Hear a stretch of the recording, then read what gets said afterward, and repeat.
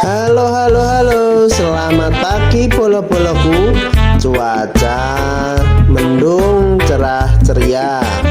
Selamat mengerjakan tugas ya polo-poloku. Tetap semangat, sehat selalu dan jaga kondisi kesehatan.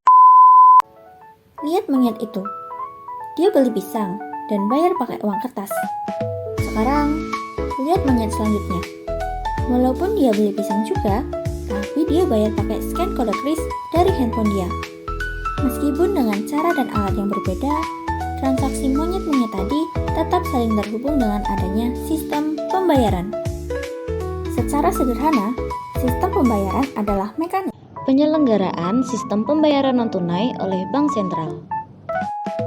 Bank Indonesia menyelenggarakan sistem pembayaran non-tunai melalui dua cara. Transaksi bernilai besar atau high value menggunakan BI RTGS dan BI SSSS. Selanjutnya, transaksi bernilai kecil atau retail value menggunakan SKNBI. BI RTGS atau Bank Indonesia Real Time Gross Settlement adalah sistem transfer dana elektronik antar bank dalam rupiah yang diselesaikan secara langsung dan seketika per transaksi. Tujuan utamanya menyediakan sarana transfer dana cepat, aman, efisien, memberikan kepastian penyelesaian dan informasi rekening secara real time, meningkatkan disiplin bank dalam mengelola likuiditas, mengurangi risiko gagal settlement yang bisa menimbulkan dampak sistemik antar bank.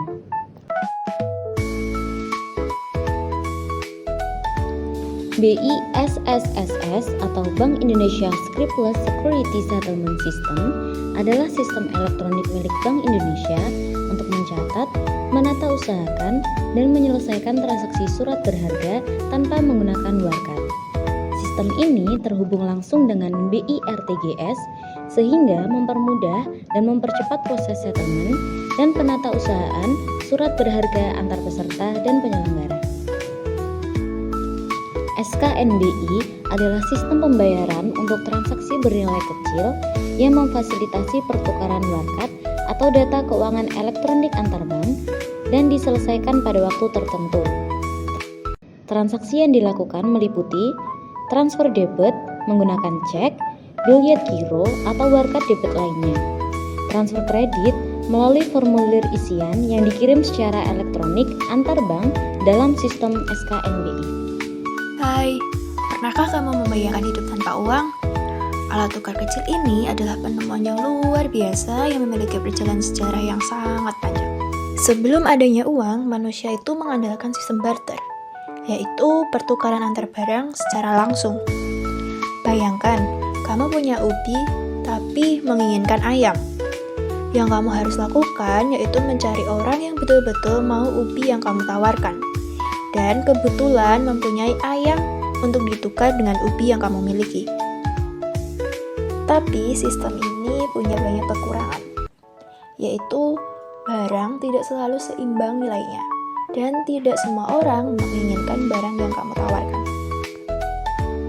Dari kekurangan sistem barter tersebut, lahirlah uang barang atau uang komoditas, di mana beberapa barang yang paling umum dan mudah dibawa seperti garam, manik-manik, atau kerang mulai dijadikan alat tukar yang diterima oleh masyarakat. Jadi, sistem ini tuh lebih baik daripada sistem barter.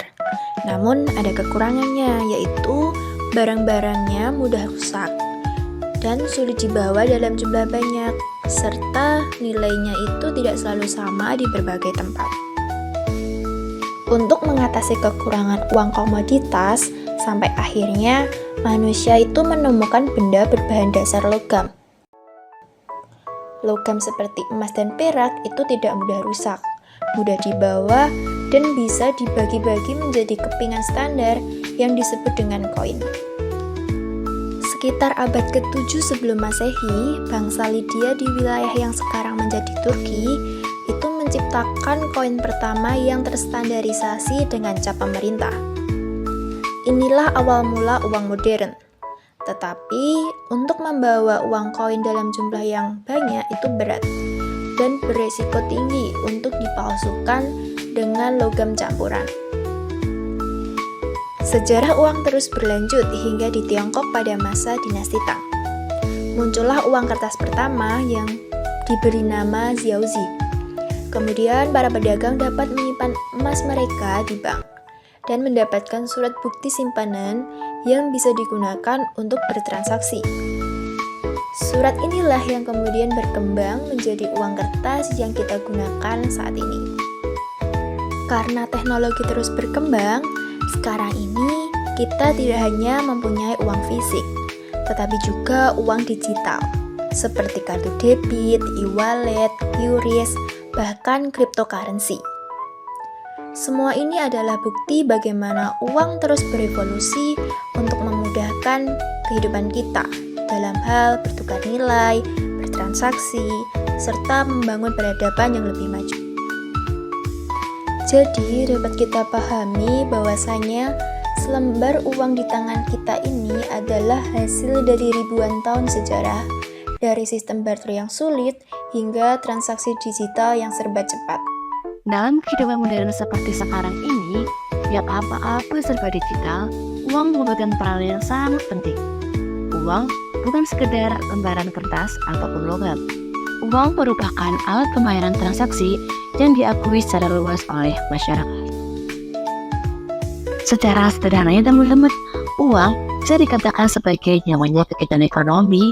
Dengan uang, semua bisnis dapat berputar. Coba deh teman-teman bayangin, apabila nih di dunia kita nggak ada uang, masa iya sih tiap hari kita harus barter? Ya, tentu tidak ya teman-teman. Tentu, kita akan kesulitan mencari orang-orang yang memiliki barang yang kita butuhkan ataupun orang yang menginginkan barang yang kita punya. Disinilah uang hadir sebagai solusi. Ia menyederhanakan proses pertukaran, mempercepat transaksi, dan kestabilan ekonomi. Terus, uang itu memiliki syarat-syarat nggak sih? Sini aku bisikin. Dengerin penjelasanku baik-baik ya. Uang ternyata memiliki beberapa syarat loh teman-teman. Yang pertama, uang tidak mudah rusak. Karena apa? Simpelnya, coba deh kalian bayangin kalian sebagai pedagang. Kalian pasti juga tidak mau kan menerima uang yang rusak dari konsumen. Oke, syarat yang kedua yaitu diterima oleh umum. Jadi, uang harus diterima oleh masyarakat umum dari segala kalangan ya teman-teman. Kalau nggak diterima secara umum, itu dikatakan barter. Yang ketiga yaitu udah disimpan dan dibawa kemana-mana. Karena lalu juga sih kalau kita belanja juga berubah. Maka dari itu, uang harus bisa disimpan di dalam saku maupun di dalam dompet. Syarat yang keempat yaitu sifatnya sama dan dapat saling mengganti. Maksudnya apa? Maksudnya seperti koin dari pabrik yang rapi, maka ukurannya sama pula nilainya. Ini kan udah pada pengertian sama syarat-syarat uang. Kita next ke fungsi-fungsi uang. Fungsi uang dibagi menjadi dua garis besar loh teman-teman. Yang pertama yaitu fungsi asli dan yang kedua yaitu fungsi turunan. Oke, kita bahas dari fungsi asli terlebih dahulu ya. Nah, yang pertama yaitu uang sebagai alat tukar atau medium of exchange. Nah, yang kedua yaitu uang sebagai satuan hitung atau a unit of account. Kita akan bahas fungsi turunan pada uang. Nah, yang pertama yaitu uang sebagai alat pembayaran yang sah. Yang kedua, uang sebagai alat penyimpan kekayaan dan tidak kekayaan. Yang ketiga, uang sebagai alat pendorong kegiatan ekonomi. Dan yang terakhir yaitu uang sebagai standar pencicilan. Alat pembayaran non-tunai. Alat pembayaran non-tunai dibagi menjadi dua jenis, yaitu paper based dan yang kedua electronic based. Yang pertama, alat pembayaran berbasis kertas. Contohnya adalah cek. Cek adalah perintah dari nasabah kepada bank untuk membayar sejumlah uang kepada pihak lain. Ada 3 jenis cek, yaitu cek atas unjuk, cek atas nama, dan cek silang. Yang pertama, cek atas unjuk, yaitu cek yang mencantumkan nama penerima dana, sehingga bank akan membayarkan kepada siapa saja yang membawa cek tersebut. Yang kedua, cek atas nama, yaitu cek yang mencantumkan secara spesifik nama penerima dana. Lalu yang ketiga, cek silang, yaitu cek yang memiliki tanda 2 kali sejajar di bagian kiri atas yang menandakan cek tersebut tidak dapat dicairkan secara tunai, melainkan harus disetorkan ke rekening bank. Lalu yang kedua yaitu bill rate giro. Bilet giro adalah surat perintah dari nasabah kepada bank untuk memindahkan sejumlah uang dari rekening satu ke rekening lain. Bilet giro tidak dapat diuangkan langsung di bank.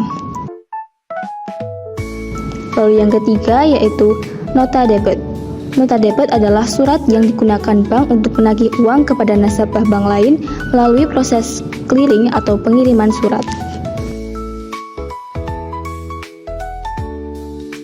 Yang kedua, alat pembayaran berbasis elektronik atau electronic base.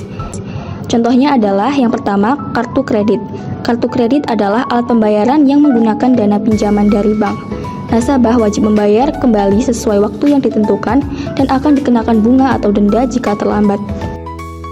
Yang kedua, kartu ATM. Kartu ATM adalah kartu yang digunakan untuk transaksi melalui mesin ATM seperti tarik tunai, transfer, dan cek saldo. Yang ketiga yaitu kartu debit. Kartu debit adalah kartu yang berfungsi untuk berbelanja atau melakukan transaksi dan dananya langsung terpotong dari saldo tabungan nasabah. Lalu yang keempat yaitu uang elektronik atau e-money, yaitu adalah alat pembayaran yang nilai uangnya disimpan secara digital di chip atau server dan biasa digunakan untuk transaksi cepat seperti transportasi atau belanja.